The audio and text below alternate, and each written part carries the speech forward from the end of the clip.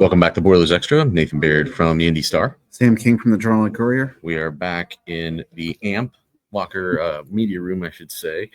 Purdue holding interviews today in preparation for facing McNeese State in the second round of the NCAA tournament. McNeese State, which took down Clemson, the 12-5 upset, 69-67 on Thursday, following Purdue's win over High Point. And it's interesting, the dynamic that I think unfolds in this game. I'm almost intrigued by 180 degrees opposite of what I was intrigued going into that first game. I thought that was more about Purdue's defense needing to step up and face a team that was maybe going to challenge it in the exact way that teams have been able to have success against Purdue. And then in this one, I'm really intrigued to find out how McNeese State is going to defend Purdue because based on what they've done all season and then how they kind of threw a curveball against Clemson, it could be just about anything. Yeah, McNeese came out in a zone, and I actually was standing right next to Trey Kaufman-Wren, who looked up at the TV to start that game. And at the time, I think that McNeese was in a 2-3 zone, and he was kind of like, oh, they run a 2-3, almost like I didn't expect that, or, I wonder how we can exploit this. And then after the game, we find out from Will Wade that is the first time they've done that all year long. Yeah. So it was something that Clemson clearly wasn't prepared for, fell behind by big margin. There was like 16 points at one point, I think, at least, and then try to climb all the way back. So Purdue does go into this with maybe a bit of an unknown. I know that at this point, teams probably don't stray too much away from what they do, especially with basically a one-day turnaround. Now, McNeese had a long time to prepare for knowing it was going to the NCAA tournament, and especially once it saw who it was playing, to get some time to really develop a plan for that. So it is very interesting. I think if it's a zone, that plays right into Purdue's hands a little bit with the way it can shoot, but you've got to hit shots, and that's been a struggle here as of late. Yeah, exactly. They've been getting the shots they wanted. It's interesting. I was talking to PJ Thompson today, who's people know, former player who coordinates the offense now as assistant coach, and he was saying that I'm doing a little piece for IndyStar.com about, Braden Smith is in this little shooting. I hate the word slump, but shooting funk, shooting skid, whatever you want to say. He's shooting about 33% over the last 4 games. And he was talking about the team over that same time.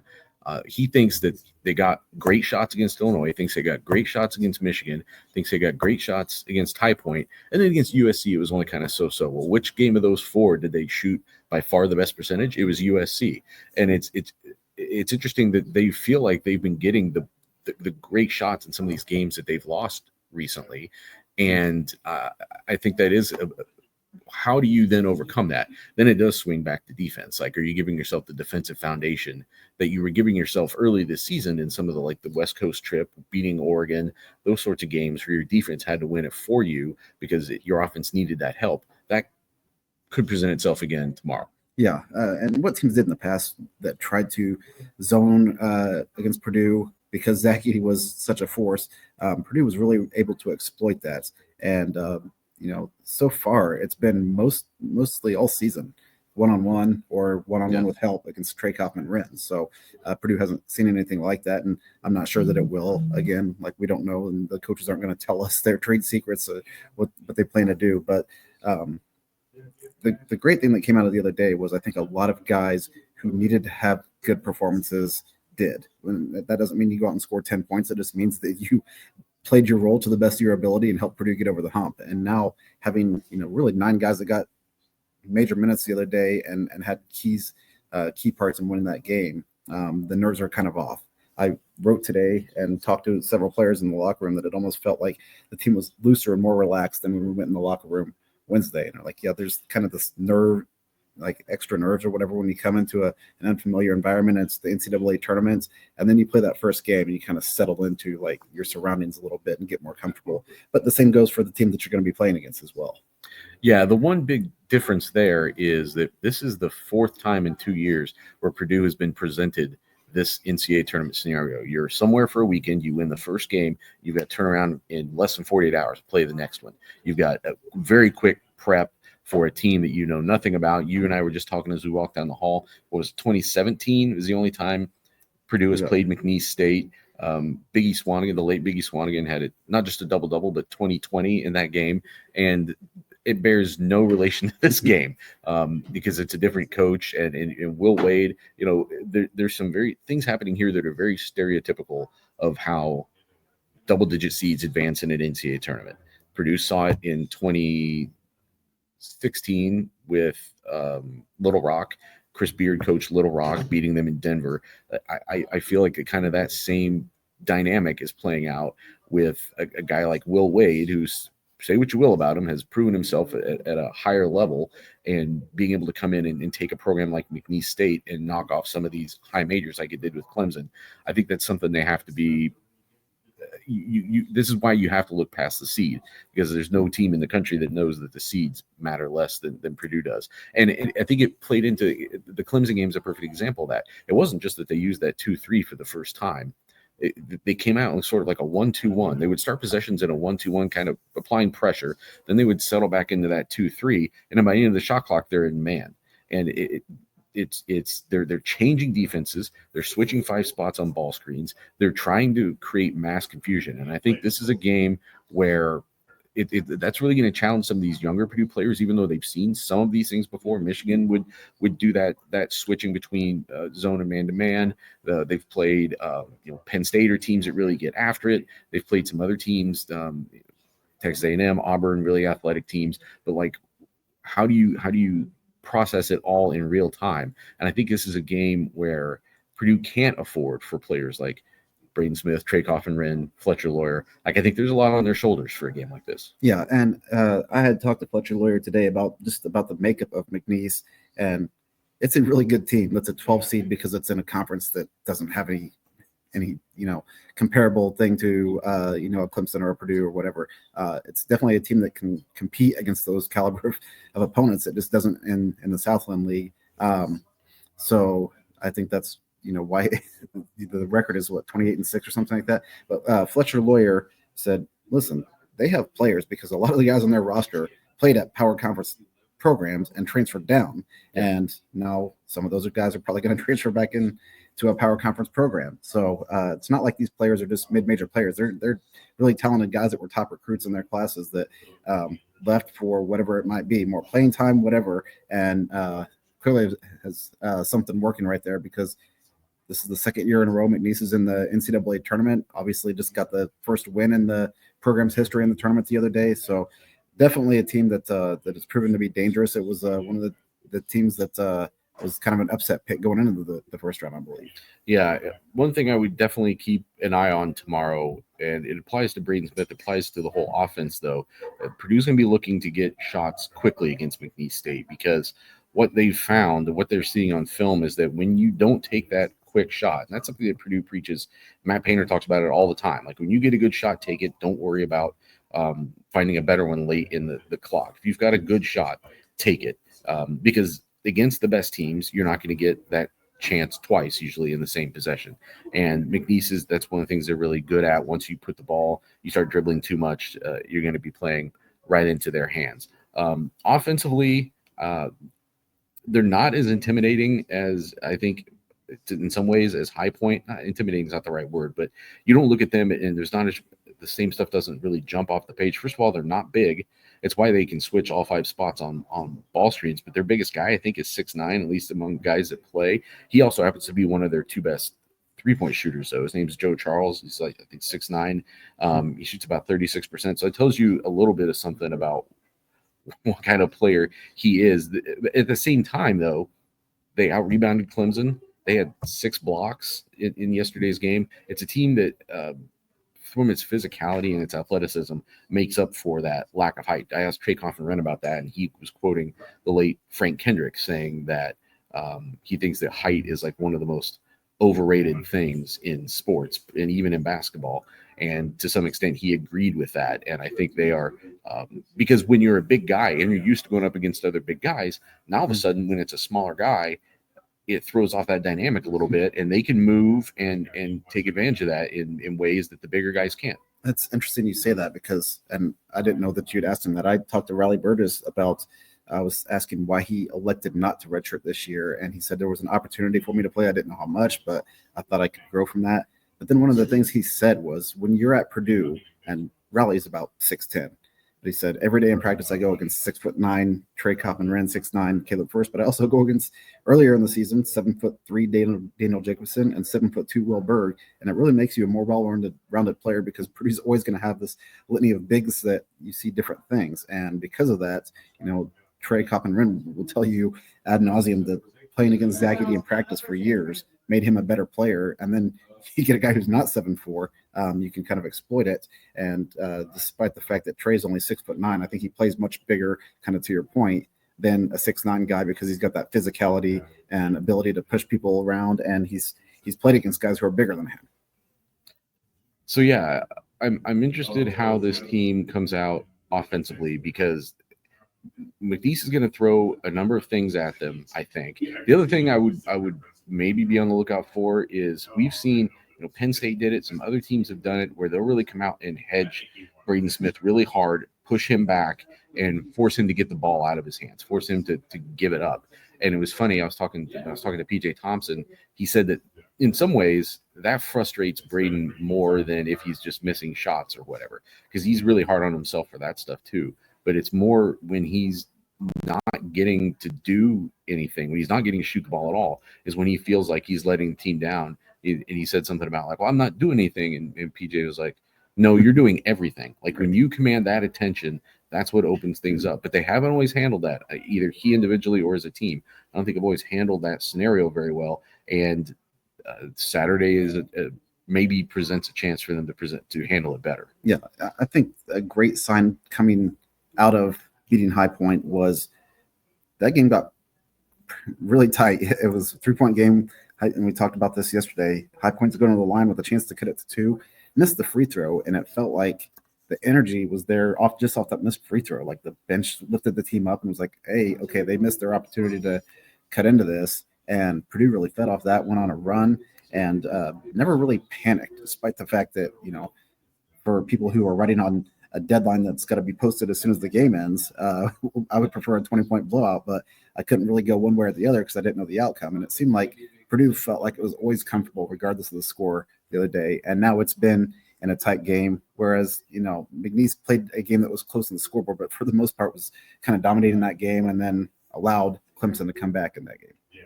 Not a really high scoring team in McNeese State usually, but they've won 23 of their last 24. And in all but 3 of those, they've held the opponent under 70. And in 9 of those, I think it's 9, have held the opponent under 60. So again, just from their tempo and the way that they play, their job is to try to limit you as much as possible and win off of that. And it worked. They only gave up 13 points in the first half to Clemson. Clemson was clearly flummoxed by what came out in the first half. And I think that's another advantage that Purdue has here is you'd rather be the team that gets to respond to that than the team that is running recon and runs into that first and gets surprised by it. Yeah, very much so. I think that's the benefit. Like I said, you get now like a 48-hour turnaround. So you really get one day to prepare for what you've seen. And at this point, you don't change a whole lot. There's not a whole lot you can just install that you haven't worked on throughout the course of the year to adapt to whatever. But I also imagine that, McNeese probably anticipated if it won, it would play Purdue. So I wouldn't be surprised if there was a little bit of advanced scouting done there to prepare ahead from an assistant or somebody else. Perhaps, yeah. It was interesting the way that Purdue talked about that scout. I was talking to Paul Lusk and Terry Johnson on Wednesday going into Thursday's game because for a thing that I wrote about the defense for IndyStar.com.